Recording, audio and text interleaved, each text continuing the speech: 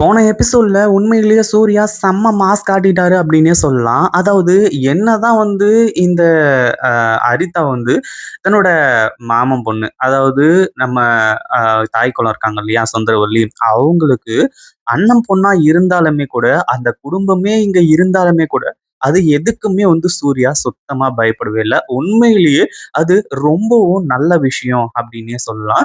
இந்த ஒரு விஷயத்த கண்டிப்பா யாராலயுமே வந்து எதிர்பார்க்கவே முடியாது. அந்த அளவுக்கு சூப்பரான விஷயங்கள் எல்லாமே நடந்துட்டு இருந்துச்சு. ஏன்னா, நம்ம நந்தினிய வச்சு அந்த அ அரிதாவ வந்து போட்டு பொளந்து கட்டுனாங்க இல்லையா? இதுலயே வந்து நம்ம சூர்யா செம்ம மாசு. என்னதான் வந்து நம்ம அ நந்தினி இருந்துட்டு, இது எல்லாத்தையுமே தன்னோட மனசுக்குள்ள வந்து என்னதான் யார் அடிச்சாலும், புடிச்சாலும் வந்து அவங்கள பத்தி தப்பா நினைக்க மாட்டாங்க. அப்படி இருக்கும்போது நம்ம சூர்யா சொன்னதுனால அரைஞ்சது வந்து உண்மையிலேயே ரொம்ப நல்லபடியா இருந்துச்சு அப்படின்னே சொல்லலாம். நல்லா சூப்பரா இருந்துச்சு அப்படின்னு.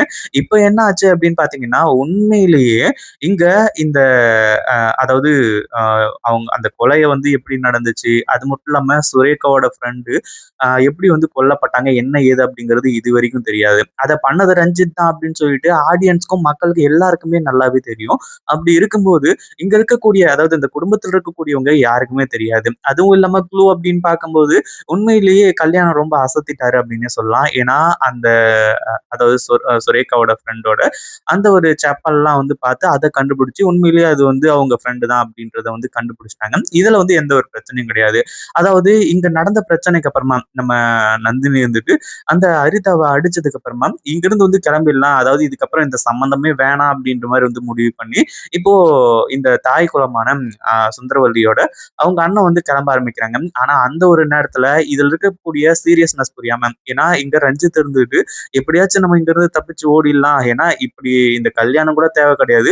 இந்த கொலையில இருந்து நம்ம தப்பிச்சா போதும். நம்ம வந்து ஃபாரின் போயிட்டோம் அப்படின்னா நமக்கு எந்த ஒரு பிரச்சனையும் இருக்காது அப்படின்ற மாரி வந்து சொல்லி, இங்கிருந்து எஸ்கேப் ஆகறதுக்கு ரெடியா இருந்தான். ஆனா அவங்க தங்கச்சிய தெரியாம வந்து இப்போ இவர் மிகப்பெரிய தப்பு பண்ணிடுறாங்க.